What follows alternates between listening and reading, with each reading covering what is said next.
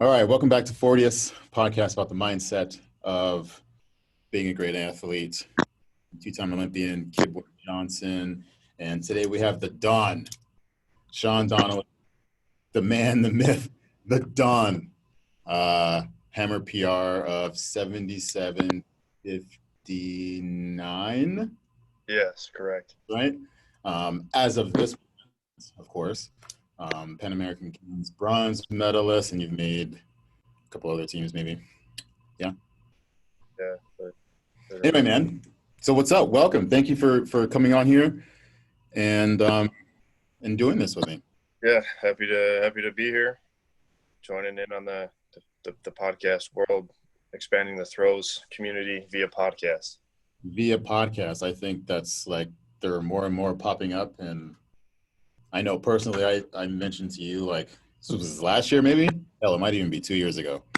Yeah, I think we both talked about it at least like a year or two ago. We're like, yeah, like we want to start podcasts. Yeah.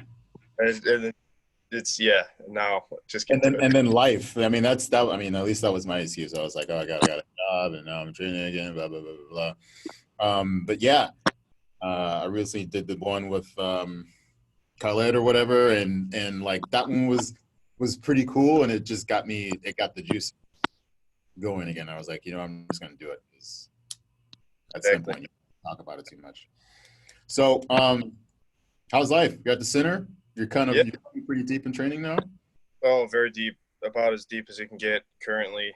Heavy hammers, hard lifting.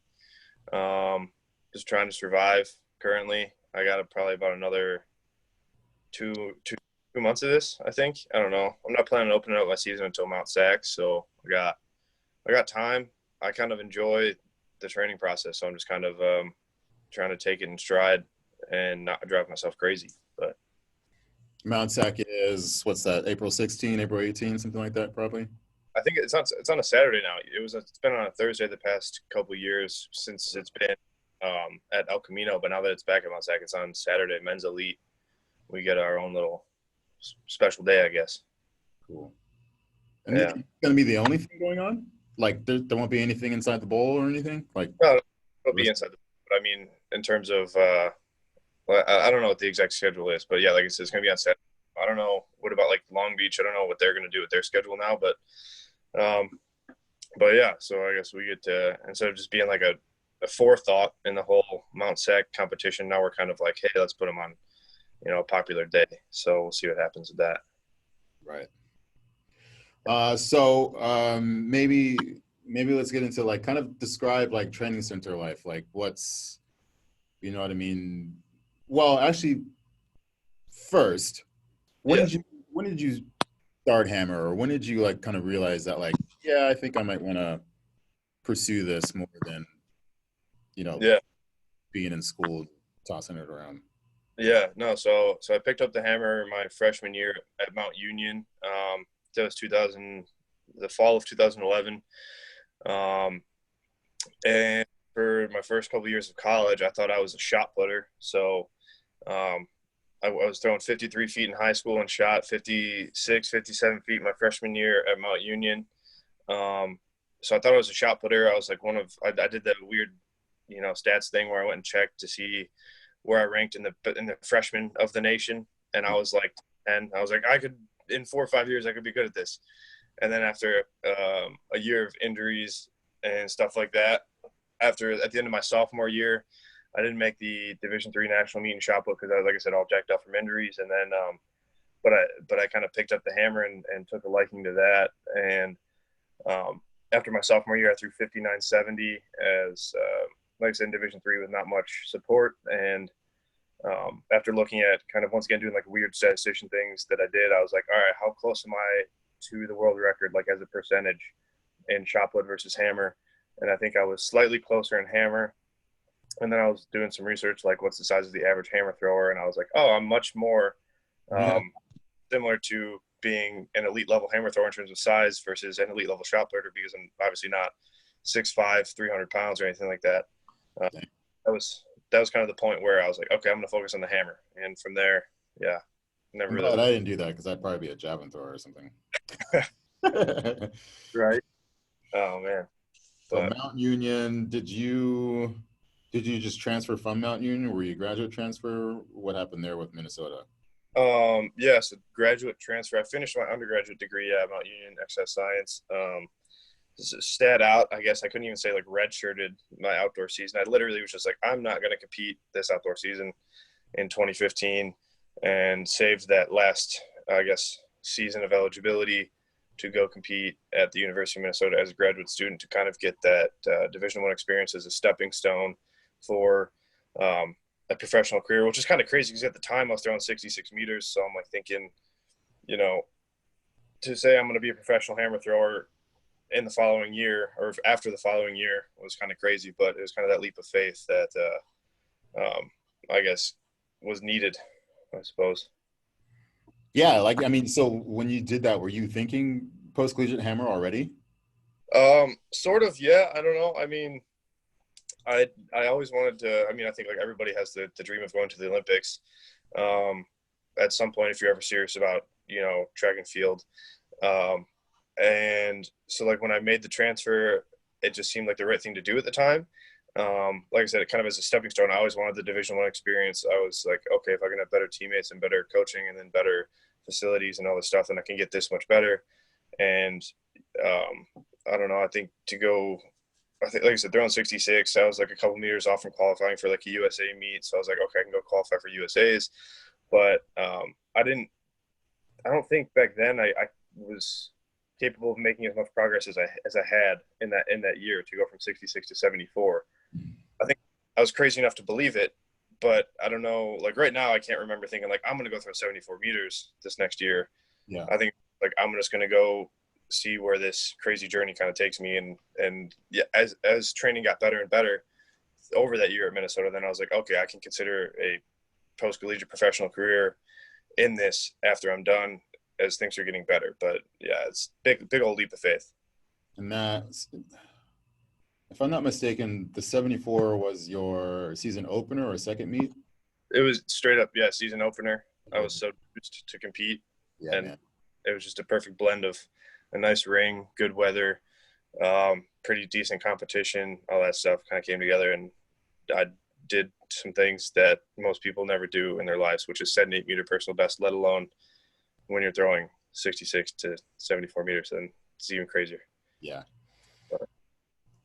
Yeah, I remember watching some of those videos of the training and it was like, yeah, you're gonna be all right. You know what I mean? Like this is a step in the right direction because you can always I'll speak for myself, like you can always tell like when an athlete starts to kind of start to figure things out and the ball starts moving different, right? Like just the ball tells the whole story. Anyway, we can talk about that at another time. So Yeah. like so you mentioned like the difference between D3 and Division One, like having done both, like was it all that cracked up to be like wanting to be that D1 athlete? What do you think? I think in some ways, I mean, I definitely appreciate both experiences for what they were. I think it was kind of necessary for like, for example, like I was unrecruited out of high school, so I kind of had to go to Division III. I mean, maybe I could have walked down at a D2 school, maybe like a small D1 school, but I think going to that D3 school was perfect for me at the time because it gave me time to develop and flourish and build some confidence at a smaller level, and eventually that confidence kind of carried over into like a Division I, like I said, in that Division I competitive sort of experience. And like, let's say if I had not done that D3 experience, maybe if I was just tossed into D1 right from the start, maybe I wouldn't have found that same level of confidence. I never would have been able to develop that same level of skill needed to get to where I am now. So I definitely I definitely appreciate both experiences. Obviously, division, they both had their struggles. Yeah, yeah. Like I said, coaching um, was it was good coaching, like very good coaching for the hammer was hard to come by since it's such a foreign event, relatively speaking. Like shot and disc was pretty solid, but as a hammer thrower in Division III, there's a lot of, I don't know, I couldn't even say there's a lot of coaching. It's just kind of like, hey, push the ball, pull the ball, whatever, step faster, stuff like that. Like very general, Yeah. not much insight there. But and then the facility struggle. Like I had to practice on like basketball course and tennis course and all that stuff because I didn't have a dedicated throwing facility just for hammer all year round. but that's just kind of the hoops you got to jump through. And then, you know, in terms of D1, it comes with its own struggles, all the travel, and then every meet you go to, you have to be pretty much at your best if you want to make the finals and this and that. And yeah, but that's kind of, you know, the territory with every kind of great achievement you want has its own hurdles you need to overcome. So, yeah. Yeah, right. That's pretty much just life, right? Exactly. So going from, how did the process, I guess, with getting into OTC, you know, I'm fairly familiar, but like for people who don't know, right? Yeah. Like you show up at the door, does someone call you? Like what's up with that to get to the Chula Vista? Yeah. As far as I know, you can apply, which I think is more of the rare situation. You apply, and then if they think you have a good competitive resume and they think you have potential, then they'll accept you. Or you either just be good enough in general, and then they're like, hey, if you want a spot at the Olympic Training Center, you're welcome. Which is, I don't know, it's kind of a hard situation to kind of work into on either end of it. Because if you're applying, that usually means that you almost aren't as good, and you kind of have to finagle your way in by either showing some sort of, I don't know, intangible that they haven't yet seen, that they can't see via your competitive resume. And then if you are good enough, it's like, well, why would I go there if I'm already doing well enough to compete at the world level? Yeah. So it's kind of tough in that regard. But yeah, so for me, like I said, I applied, and then like I said, finagling.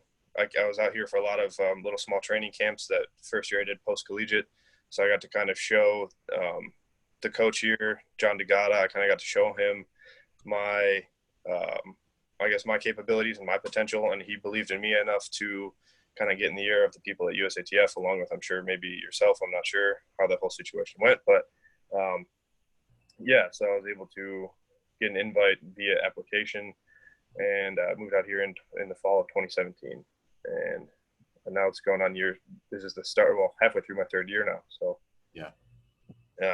You had my blessing, but but I don't have, as far as hammer throwers go, I don't have any real influence there, but it was like, yeah, good pick kind of thing. You know what I mean? Mm-hmm. Anyway, so like you and I have had like a bunch of discussions in the last few years. I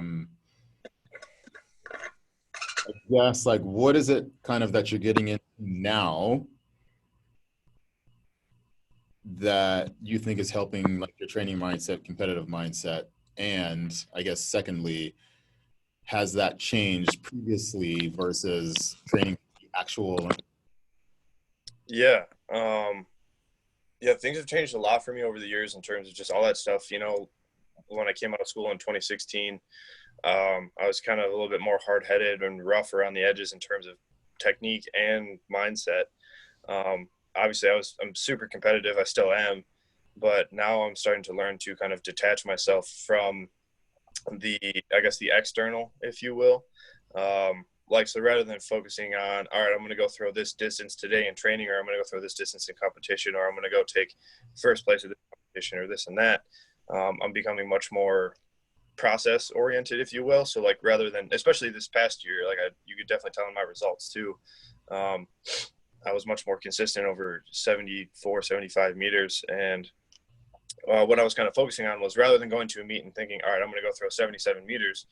My mindset was, all right, I'm going to go execute my best technique, and then let the distance, let the chips fall as they may, let the distance come, whatever it might be. If my best technical throw on that day only gets me 73 meters, so be it. But I think, like I said, you can see in my results that focusing on the process, the technique, rather than the distance or the external, the placing at the meet, the stuff like that, it definitely helped out. And even now, as I prepare for the Olympics, and like with like a realistic shot at making it, whereas in 2016 it was kind of like a pipe dream.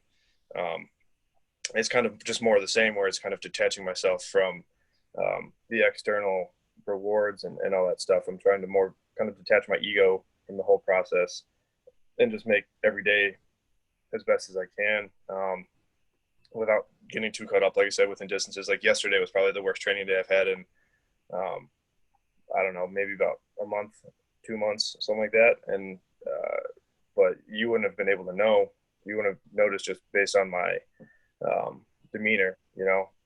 Obviously I'm kind of dumping throws and they're not going very far and this and that, but I'm just kind of there enjoying each and every day as much as I can, because I think, if you, let's say if you find happiness in every little day or in each moment of every day, then eventually the whole journey itself is a happy, wholesome journey, whatever you want to call it. I don't know. Yeah. I think You're definitely kind of finding your way more to that sort of perspective much sooner than I did, which like I really appreciate, because everything was very like, I mean, I don't know what, I think we were 29, 30, somewhere in there. I'm gonna have to double check my math, but like when Brooklyn was born, right? And so yeah, my mindset didn't really shift from a more holistic perspective until Brooklyn was born. My training kind of mindset changed like a little bit, but I was still very much like, I got to get this in. But I also kind of carried a lot of pressure on myself to perform, and like, moving away from America and going to Dr. B, and he's supposed to be this coach. Therefore, I'm supposed to be this kind of athlete because he's this kind of coach. So like, I carried an awful lot of that, which meant training on a daily basis could sometimes turn into something way more than it really needed to be. You know what I mean? And starting our family and realizing like there's more things out there to find that joy in, like, completely changed it all. Actually, in the short term, like in a manner that like wasn't that great. Like I was indifferent, like totally, about throwing for, I don't know, probably almost 2 years. Like, whatever. and then you kind of got it back. Well, in time for 2015 when I won USA's again, like that whole season was like, yeah, no, this is good. You know what I mean? I spent my time like, oh, I just want to be a dad and I love everybody. To like, yeah, no, I want to be a killer again. You know what I mean? Yeah, it's good. It's good to kind of have that break though. Sometimes I'd say. Yeah, and that's one of those things too. It's like it's part of the process. So like, is that something that you think you just kind of found your way to naturally, or was that like a suggestion? Did you pick that up somewhere, read it, or what? I mean, yeah, obviously, I like to think I'm a pretty, what would the term be? Not intellectual, but like I'm willing to look inward to try to figure out who I am and what's going on in my life.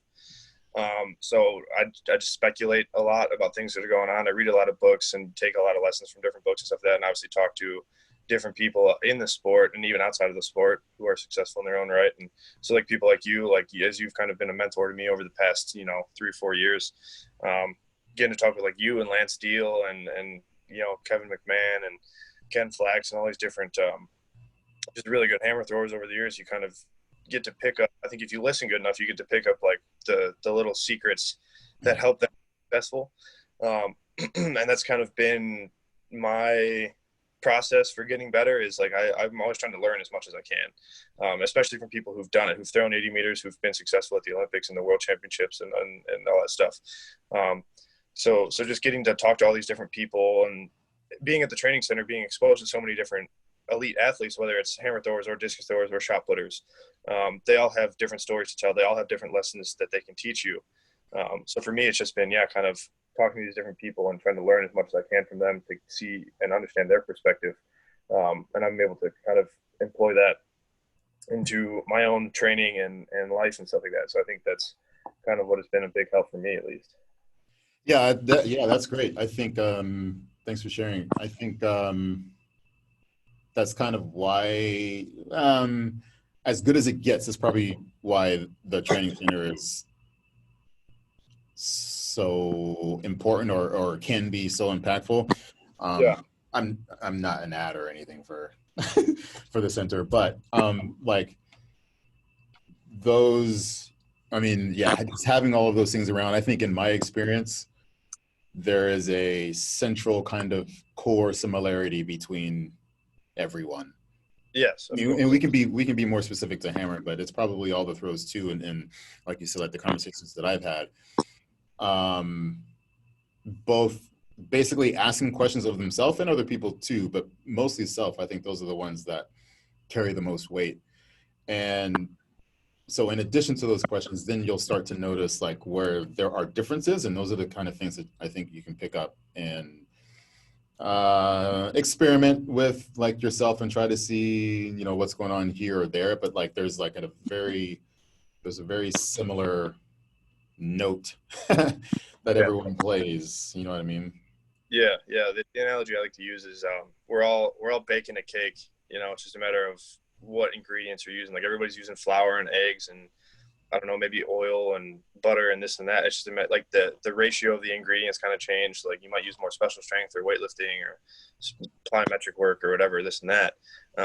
But when it comes down to it, we're all kind of trying to achieve the same thing. Like you said, those common similarities, they're all there. Especially once you get down to the really like the nitty gritty basics of it all. Like we're all throwing, we're all focused on technique, the ball movement and this and that and everything. Um, and it's the more of that I've learned, the more, especially across the world, the better I've gotten and the better I've been exposed, or the more I've been exposed to better throwers in general, shot put, discus, hammer. We're all focusing on the same things. It's just the terminology might be different. Right. I don't know. Yeah, for sure. I think that kind of thing kind of fascinates me because I think like at this stage, like kind of in my career, my I don't know development or whatever is just man, coach, whatever. Um, I don't. My focus isn't much on the actual training. It's not on the actual technique, really. I mean, it kind of is, I guess, but like not really because yeah, I mean, everyone's kind of doing their own thing, and for me, like just doing it is good enough. It doesn't really matter what it is. Mm-hmm. In terms of like I don't know critiquing and whatever else like you'd be hard pressed to find me saying anything bad or negative about anyone anywhere just because of how something looks like, but Yeah, you're out there doing it, so that's great. um my interest is more about yeah like the inward journey because I think that's what's most important in terms of how to like to be the best thrower that you are or athlete in general that you can be. Like it starts inside, and the rest you can tinker with and just do. You can read or someone can tell you or coach you or whatever, but all the other stuff is that's where it's at. yeah, I think so. I mean, I definitely agree. Where it's like I think did I see you repost something on Instagram this morning where it was like mediocre work will help you get noticed, but if you just do good work, or no, if you try to get noticed, you'll do mediocre work. But then if you do good work, you'll get noticed. Was that you that reposted that, or somebody else? I don't think that was me. Maybe else. Okay, but yeah, that was kind of that sort of thing where it's like, all right, if you focus on the outcome, which is getting noticed, and then you do, you'll end up doing mediocre work because you're focused on kind of the wrong.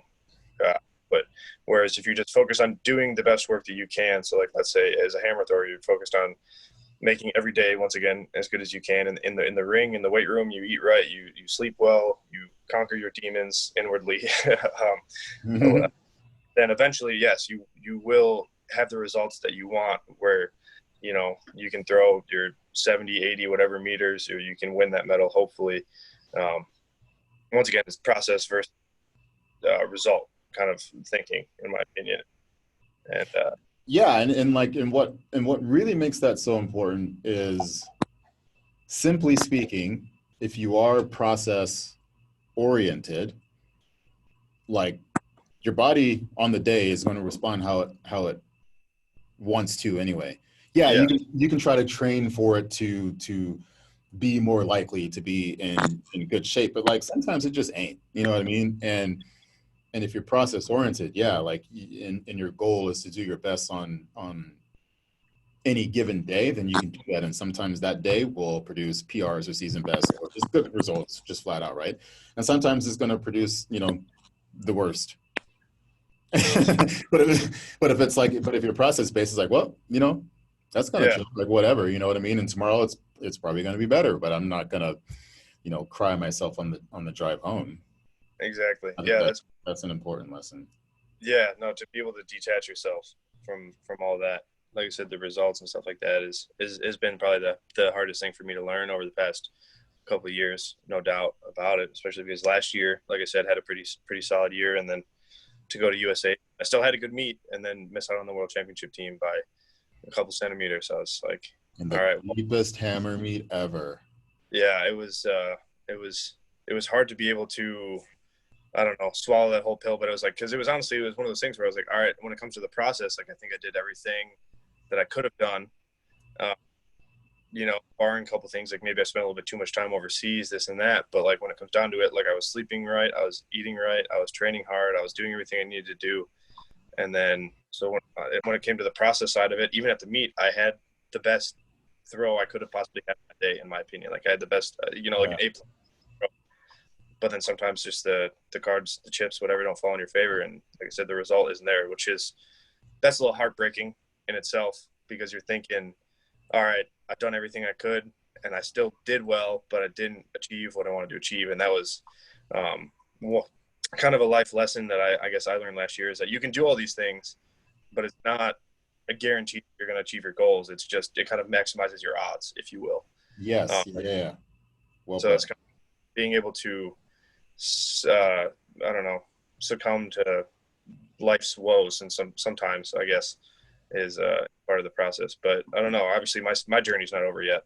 I still have more training, more competing You to still do. got some years. Yeah, you still got some years. The average the average age of the American retired hammer thrower is like 40 something. So Oh, um, I think yeah, I mean that was a big difference. Like so, now in the middle of the Bondarchuk years, like I would have conversations with people and they just really wouldn't really understand. I could say, this is what I threw. I felt like I could throw this, and either, you know what I mean, either I would hit that or it'd be close or just over. Maybe I surprised myself, and it was like that because I knew my body. I knew where my I don't know, my system was at, kind of thing. And showing up on the day after my first or second warm up throw, it's like this is what it can be, and then I can kind of work within that. Whereas prior to that, I'd have competitions and be like, I could have thrown 5 meters farther and just didn't, you know what I mean? Like I couldn't, but, and there's a lot into that. Like my technical grasp and like what I was doing in the ring wasn't quite, well, it wasn't the same obviously, but it wasn't quite in a manner that I could kind of manipulate those things. And so, like for instance, an example would be London Olympic Games. And I finished ninth, but dude got busted for drugs, which meant I should have been eighth and gotten 3 more extra throws, right? Like that's probably the second worst place to be in besides like fourth, you know what I mean? yeah, yeah, And so I didn't get those throws, but it was like, and people were like, oh, like, would you have made the podium? I'm like, no, I don't think I would have. Like, I knew kind of like I was about maxed out with what I made finals with, or yeah, with what I made finals with. Like, I think I yeah. threw, I think I threw 74.98 You threw 70 and qualifying, right? And then 77 season best in qualifying, and then in the final was, I think there was another meter and a half like that, like based on what I wasn't doing that I was trying to do and had still thrown 74.98. You know what I mean? yeah. I think another meter, but a meter and a half would have gotten me, I think, sixth if I was like, that's where I probably would have been, sixth or fifth, something like that. Yeah, yeah. Do you Anyway, think? go ahead. Yeah. So like you dealing with that, like having the ex post facto sort of like, all right, I should have taken eighth. I should have got 3 more throws. Was that kind of like you?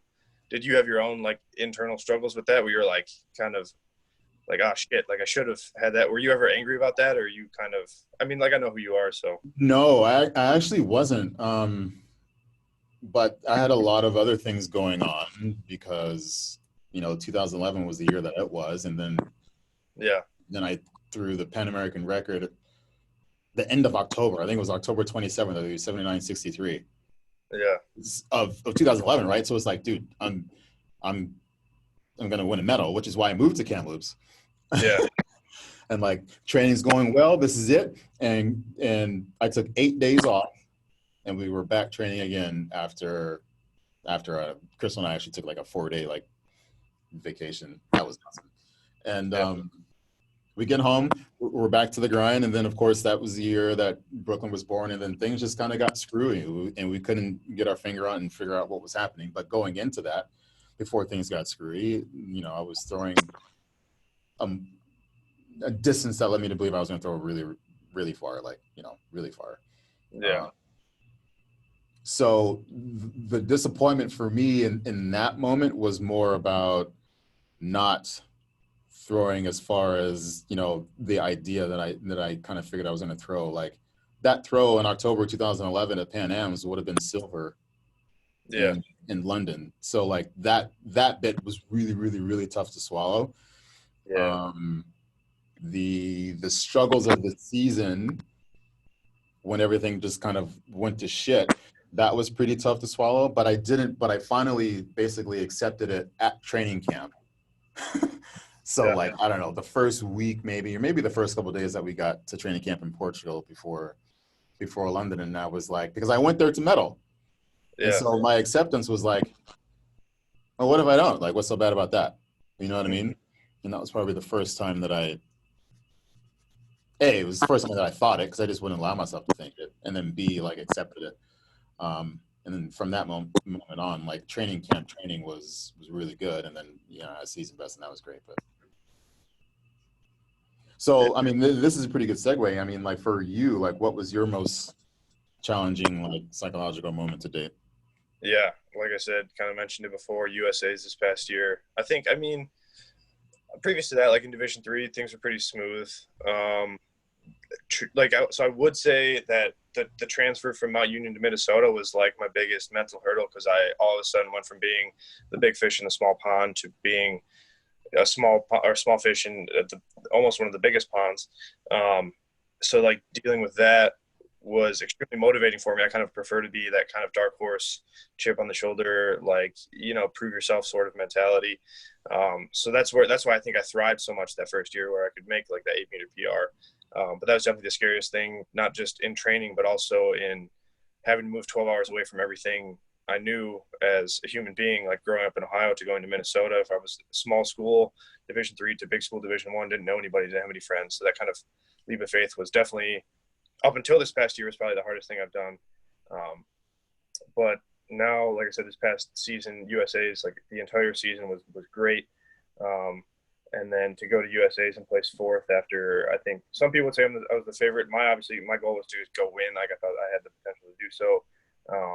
And in the current climate of, in the previous climate of U.S. hammer throwing, when, the past 2 years, it's been like 73 meters to win, or 74 meters to win. Like I was like, well, I've been throwing over that every meet. I have the world standard. I have the pressure kind of taken off me. Like I should be able to go make this world team, and then I should be able to go to Doha and make the final, and kind of as a stepping stone to hopefully, like you said, kind of medal at the Olympics. But having that shortcoming of, all right, I had a good day. I threw far, 76-38, and then just had two people edge me out by, I think Daniel beat me by 6 centimeters and Rudy beat me by like 6 inches or something like that.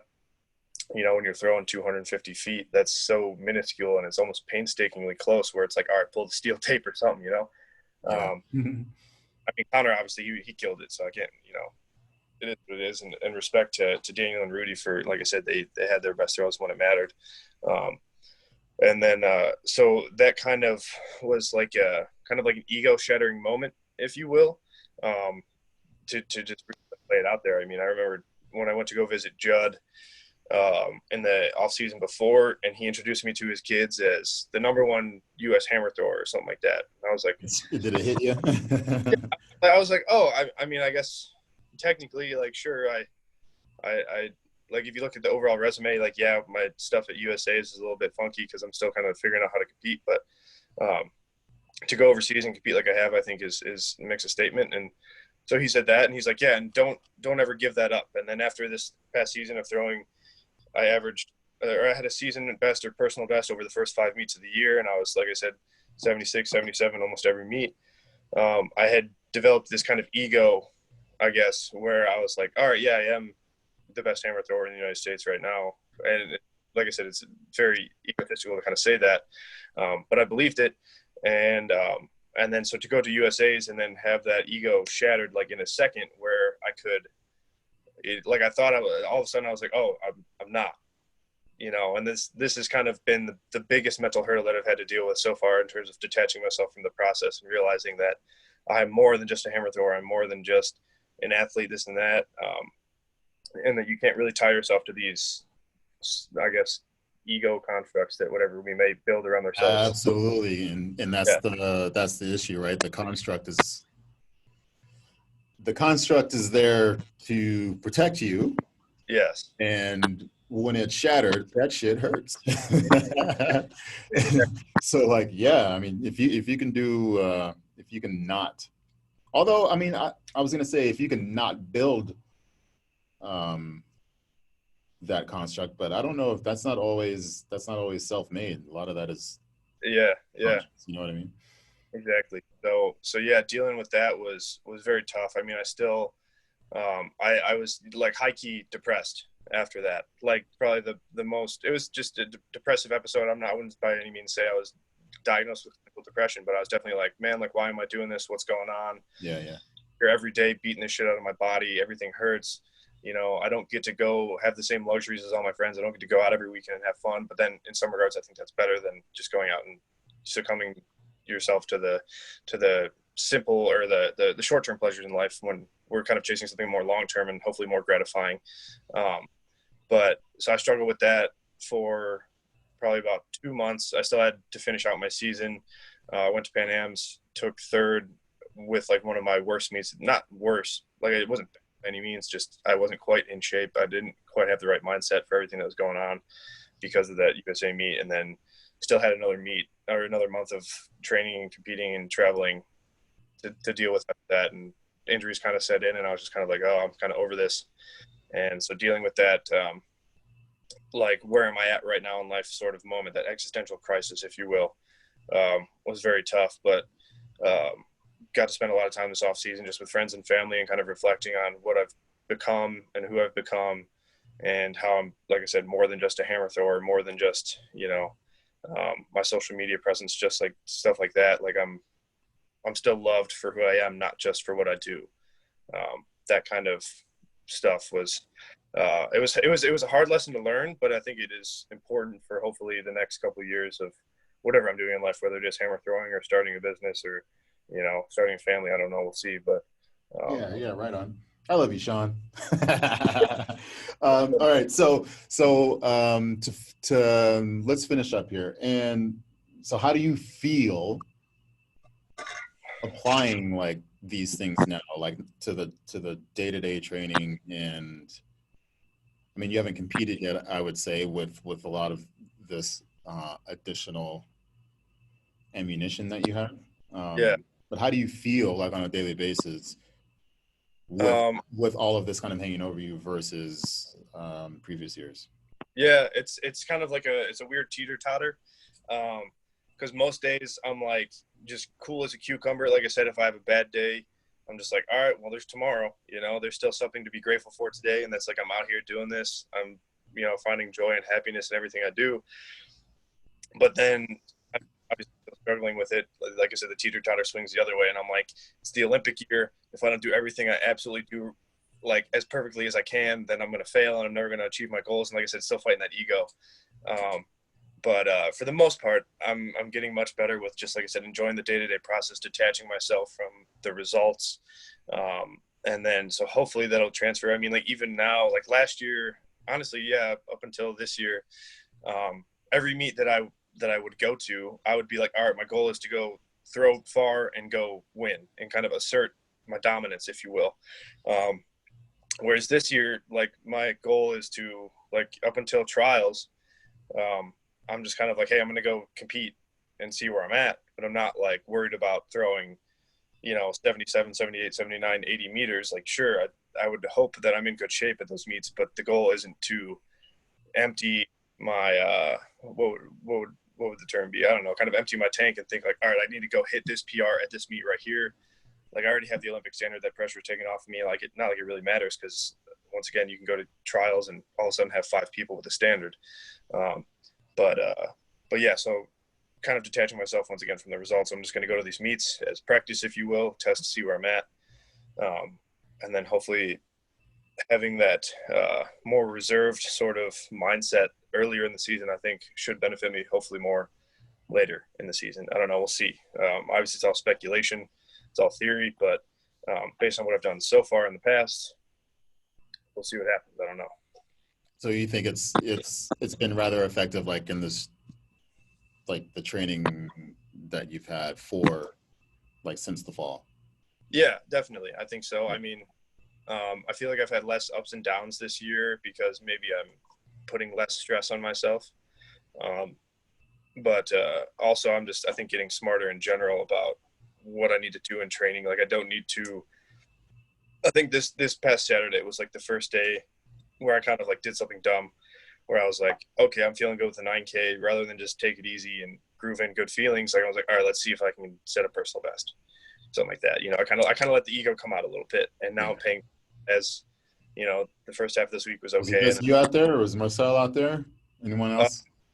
Yeah, it was me. Who was it? Me, Shanahan. Shanahan had his testing day. Yeah. With the 18-pound hammer, and I was like, I wanted to get in on the excitement too. Yeah. Because Yeah, right on.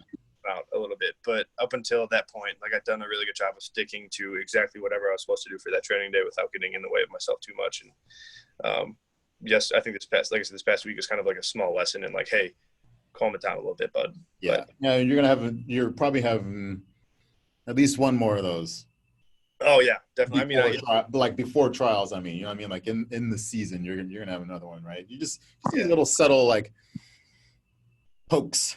It's like, hey buddy, nah, you're not there yet. No. Exactly. No, I'm counting on it. I'd say, yeah, at least one or two. All right. So do you have anything else to add? Anything you want to say? You want to shout out some sponsors or anything like that? Oh, I mean, I guess I'm sponsored by Adidas now. Yeah, so, there you go. I don't know if I got to shout them out though. I don't know. I don't know. Yeah, no, nothing in particular. I guess we're just out here.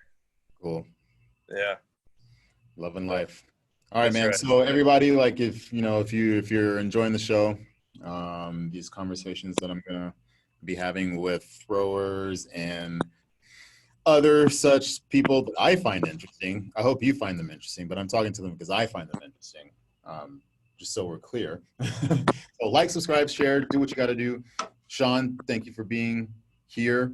I'm sure we'll talk again, maybe have like a pre-post kind of Olympic trials thing and welcome to the Olympic team kind of talk. Actually, here's what we should do. We should have a talk. We should do a podcast with everyone who makes the team. Yes. Yeah. I'm assuming you're going to be on the team. That's why I'm saying that. And to be clear, I don't care if I am, but it's just, you know me, man. I'm about this. I'm about the hammer life, and I love you guys. So we're going to stop here. Yeah, sounds good. It was fun. Good training, man. Thanks for being on. For sure. Thanks. Take care.